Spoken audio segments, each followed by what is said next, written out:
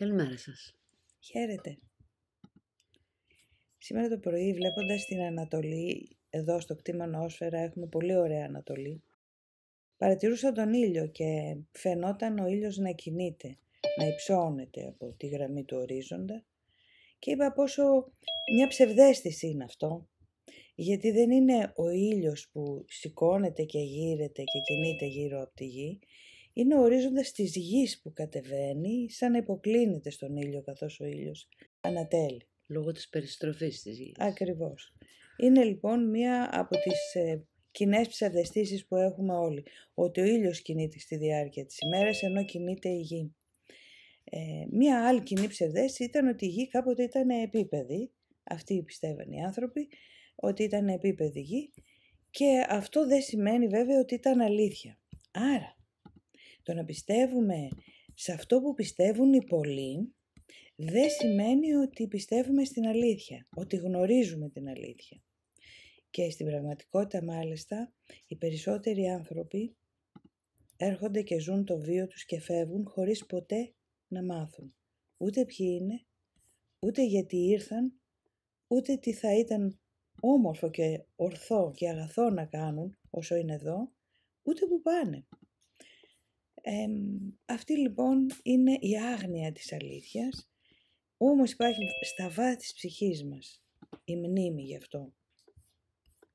Ας δούμε λοιπόν ξανά για άλλη μια φορά αυτό που ο Σωκράτης περιγράφει στην Πολιτεία, το μύθο του Σπηλαίου, όπου οι περισσότεροι άνθρωποι ζουν μέσα στη σπηλιά, μέσα στον κόσμο των μορφών και του εγώ.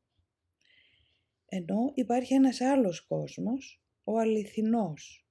Μέσα στη σπηλιά του Πλάτωνα οι άνθρωποι είναι μηχανικοί, ζουν αντανακλάσεις της πραγματικότητας που είναι τελείως άλλου επίπεδου, ενώ όποιος καταφέρνει να βγει από τη σπηλιά και να δει το φως, τότε ανακαλύπτει όλα τα μεγάλα μυστήρια του σύμπαντος και τα οποία βρίσκονται στα βάθη της δικής του ψυχής.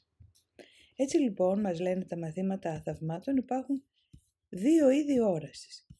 Ο κόσμος των μορφών και του εγώ και ο κόσμος του πνεύματος. Τα δύο είδη όρασης λοιπόν. Το ένα είναι τα μάτια του εγώ, που είναι η όραση πλάνης του εγώ, είναι ο κόσμος μορφών, αισθητός, και τα μάτια του πνεύματος που βλέπουν, αντιλαμβάνονται, ερμηνεύουν, βλέπουν κυριολεκτικά μια άλλη πραγματικότητα.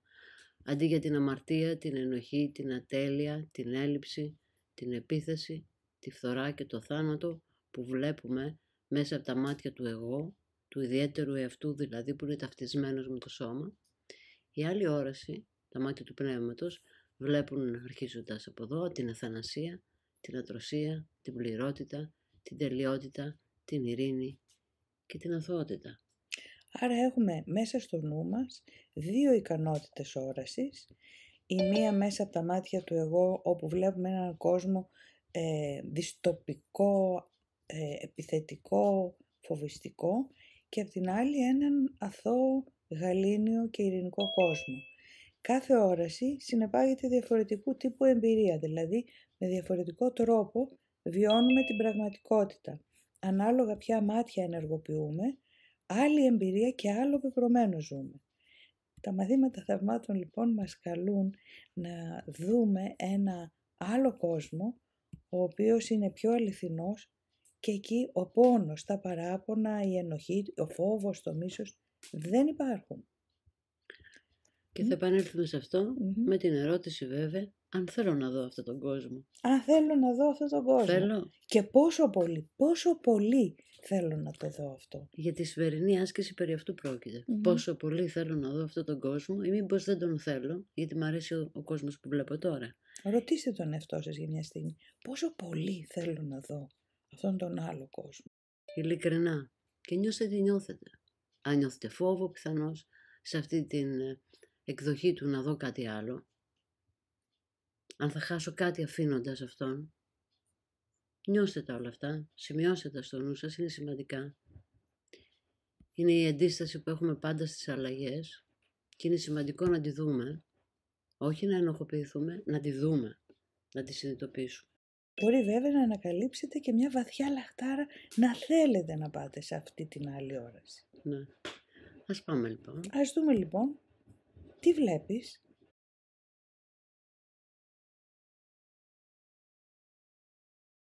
Ωραία, σχηματίστηκε σίγουρα κάτι μέσα στο νου σας, μια εντύπωση.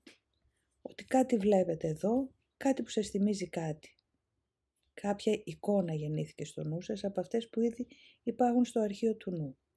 Τι είναι αυτό που είδαμε? Το τεστ Rorschach, ένα από τα εργαλεία που χρησιμοποιούν οι ψυχολόγοι για να αξιολογήσουν την ψυχολογική κατάσταση ενός ανθρώπου.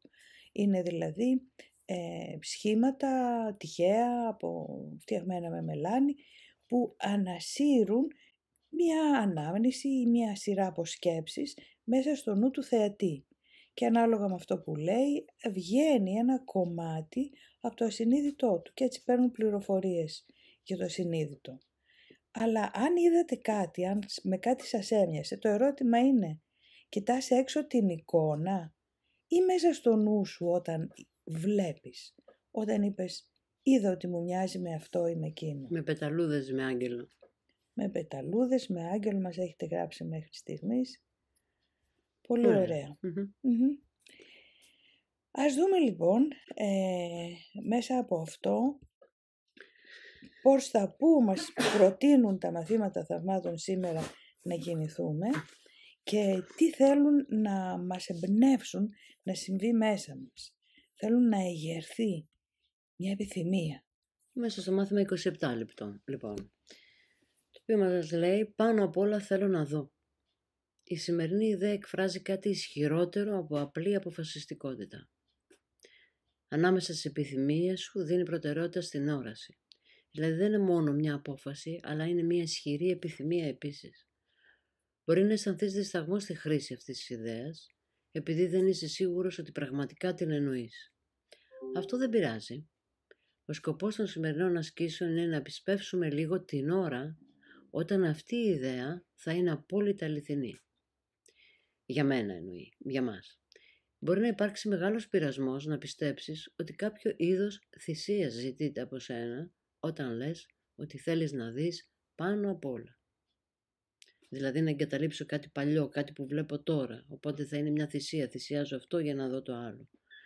Αν νιώσεις άβολα με την έλλειψη επιφυλακτικότητας στη σημερινή ιδέα, πρόσθεσε, όταν λέει αν νιώσεις άβολα με την έλλειψη επιφυλακτικότητας εννοεί ότι η ίδια η ιδέα δεν έχει καμία επιφύλαξη. Είναι ξεκάθαρη, πάνω απ' όλα θέλω να δω. Αν νιώσουμε λοιπόν άβολα με την έλλειψη επιφυλακτικότητας στη σημερινή ιδέα, πρόσθεσε, η όραση δεν κοστίζει τίποτα σε κανένα. Αν ο φόβος της απώλειας ακόμα επιμένει, πρόσθεσε, μπορεί μόνο να ευλογήσει η όραση. Πάνω απ' όλα λοιπόν θέλω να δω. Αυτή είναι η προτροπή των μαθημάτων θαυμάτων για σήμερα και μιλάει στην ψυχή μας. Μας καλεί να θυμηθούμε ότι υπάρχει κάτι που κάποτε βλέπαμε, κάποτε με τα μάτια του νου της ψυχής ατενίζαμε, όπως λέει και ο Πλάτωνος στο Φέδωρο, κάτι πανέμορφο και που θέλουμε να το ξαναθυμηθούμε, να το ξαναδούμε, γιατί εκτός των άλλων περιέχει και όλες τις απαντήσεις του σύμπαντος εκεί. Όλες τις απαντήσεις στα υπαρξιακά ερωτήματά μας. Να δούμε λοιπόν τι λέει, πώς θα εφαρμοστεί η ιδέα αυτή σήμερα. Ωραία, πώς την εφαρμόζουμε. Για να έχει το μεγαλύτερο δυνατό όφελος, η σημερινή ιδέα χρειάζεται πολλές επαναλήψεις.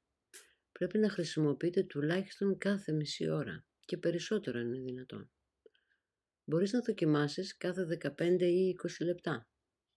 Σου συνιστάμε να θέσεις ορισμένο χρονικό διάστημα για τη χρήση αυτής της ιδέας όταν ξυπνήσεις το πρωί ή λίγο αργότερα και να προσπαθήσεις να την τηρήσεις κατά τη διάρκεια όλης της ημέρας. Δεν θα είναι δύσκολο να το κάνεις αυτό, ακόμα και αν έχεις μια συνομιλία ή είσαι απασχολημένη με κάτι άλλο εκείνη την ώρα. Ακόμα και τότε θα μπορέσεις να επαναλάβεις μια μικρή πρόταση στον εαυτό σου χωρίς καμία ενόχληση. Το να πω λοιπόν, κάθε μισή ώρα να θυμηθώ να πω μέσα μου, πάνω απ' όλα θέλω να δω. Τόσο μικρή φράση και να την επαναλαμβάνω. Όχι κάθε μόνο... μισή ώρα. Αν είναι δυνατόν. Κάθε μισή ώρα. Να θυμάμαι, ό,τι και αν κάνω, όπου και αν είμαι, όποια συζήτηση και αν εξελίσσεται, να θυμηθώ να πω μέσα μου, πάνω απ' όλα θέλω να δω. Αυτά τα λίγα δευτερόλεπτα. Αποσύρωμαι από τον έξω κόσμο, γυρίζω μέσα μου και θυμίζω στον εαυτό μου κάτι πολύ σπουδαίο. Πάνω απ' όλα, θέλω να δω. Και αν τυχόν να το ξεχάσω, δεν πειράζει. Μόλις το θυμηθώ να το πω αμέσως. Μην γυρίζω πίσω να λέω «Α, το ξέχασα» και να ενοχοποιούμε. Δεν χρειάζεται. Οπότε να δούμε και τη συνέχεια της άσκησης αυτής. Το πραγματικό ερώτημα μας ρωτούν τα μαθήματα θαυμάτων είναι πόσο συχνά θα το θυμηθείς. Δηλαδή πόσο πολύ θέλεις η σημερινή ιδέα να είναι αληθινή. Απάντησε σε μία από αυτές τις ερωτήσεις και έχεις απαντήσει και στην άλλη. Δηλαδή θα καταλάβω πόσο πολύ το ήθελε το μέσα μου όταν θα αξιολογήσω στο τέλος της ημέρας πόσες φορές θυμήθηκα να πω. Πάνω απ' όλα θέλω να δω. Είναι πιθανό να ξεχάσεις να κάνεις την άσκηση αρκετές φορές, ίσως και πολλές φορές. Μην ενοχληθείς από αυτό, αλλά προσπάθησε από εκείνη την ώρα να τηρήσεις το πρόγραμμά σου. Αν αισθανθείς ότι έστω και μία φορά κατά τη διάρκεια της ημέρας ήσουν απόλυτα ειλικρινής ενώ επαναλάμβανες τη σημερινή ιδέα, μπορείς να είσαι σίγουρη ότι έχεις γλιτώσει πολλά χρόνια προσπάθειας. Τι εννοεί όταν μας λέει θα γλιτώσεις χιλιάδες χρόνια, τι ακριβώς εννοεί? Γιατί χιλιάδες χρόνια θα ζήσω. Σωστό. Άρα λοιπόν μας λέει ότι ζούμε πολλά όνειρα. Ζούμε πολλές ζωές, ονειρικές ζωές έτσι κι αλλιώς. Και τις ζούμε ξανά και ξανά μέχρι να μάθουμε να επιλέγουμε διαφορετικά. Οπότε αν τώρα σε αυτή τη ζωή μπορέσω να κάνω έστω μερικές άριστες επιλογές και να τις ενσωματώσω στον τρόπο που σκέφτομαι για μένα και για τον κόσμο, έχω γλιτώσει πολλές άσκοπες προσπάθειες και στο να πηγαίνω έρχομαι. Και πολύ πόνο. Και πολύ πόνο. Και επειδή η νόηση είναι ενωμένη, όπως λέγαμε, εδώ ζω μόνη μου τα αποτελέσματα της όρασής μου ή των σκέψεών μου, αυτό θα είναι και η συνεισφορά μου στον κόσμο. Είναι μια ευγενής αποστολή. Είναι κάτι για το οποίο αξίζει τον κόπο κανείς να ξυπνάει μέσα στο όνειρο και να ζει τη μέρα του και τη νύχτα του γι' αυτό. Δηλαδή, όσα χρόνια έχει ζήσει ο καθένας μας μέχρι στιγμής σε αυτή τη ζωή, ας μην πάμε αλλού, έχει συλλέξει εμπειρίες και κατανοήσεις. Όμως, στο χρόνο που μας μένει, όσο είμαστε ακόμα σε αυτή την πλευρά του ονείρου, θέλω να τον αξιοποιήσω αυτόν τον υπόλοιπο χρόνο με έναν τρόπο πραγματικά λυτρωτικό για μένα και για όλη την ανθρωπότητα, αφού έχουμε πει όντως, όπως είπε και η Μαρία τώρα, ότι η νόηση είναι ενωμένη. Θέλω αυτά τα υπόλοιπα χρόνο που μου μένει να τον ζήσω άριστα. Πόσο πολύ το θέλω. Πόσο πολύ θέλω να δω. Ας δούμε την τελευταία καρτέλα για σήμερα. Ιδού. Πόσο πολύ λαχταράς να δεις. Αυτός είναι ένας πίνακας του Φρέντερικ Λέιτον του 1891, η επιστροφή της Περσεφόνης ψυχής από το σκότος του Άδη στο φως. Δείτε με πόση λαχτάρα θέλει να γυρίσει στο φως και με πόσο ανοιχτές αγκαλιές την περιμένει το φως από πάνω, ο ουρανός. Δείτε αυτή τη σχέση, γιατί μέσα σε αυτό το πίνακα αποτυπώνεται πραγματικά η σχέση μας με το Θεό, με το Θείο. Πράγματι. Πόσο παραδομένη είναι, πόσο πολύ λαχταράει να δει, πραγματικά εκφράζει το πάνω απ' όλα θέλω να δω και πόσο με ανοιχτή αγκαλιά την περιμένουν οι ουρανοί. Και βέβαια ο Ερμής, ο συνοδός, είναι κάτι που θα το κατανοήσουμε και θα μιλήσουμε γι' αυτό μελλοντικά. Είναι η τρίτη κατάσταση του νου. Ωραία. Μετά από όλα αυτά, συνιστούμε ενθέρμως να διαβάζετε την άσκηση από το βιβλίο ή από την ιστοσελίδα μας. Να πούμε ξανά ότι υπάρχει και στην ιστοσελίδα μας όλα τα μαθήματα θαυμάτων αναρτημένα, αλλά και το βιβλίο που κυκλοφορεί από τις εκδόσεις Δίων. Οπότε σε οποιαδήποτε μορφή ανατρέξτε κάθε μέρα σε αυτό που ήδη λέμε εμείς εδώ, ξαναδιαβάστε το, ξαναδείτε το βίντεο που μέχρι τις 11 το βράδυ περίπου το ανεβάζουμε.